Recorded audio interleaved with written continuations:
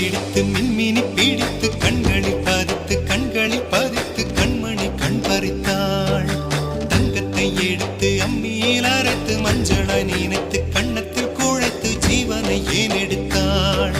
காவித்துறவிக்கும் ஆசை வளர்த்தவள், அருக்கும் புல்லுக்கும் ஆண்மை கொடுப்பவள், பெண்களின் நெஞ்சுக்கும் பித்தம் கொடுப்பவளே. ஓஹோ, தெரிந்த பாகங்கள் உயிர்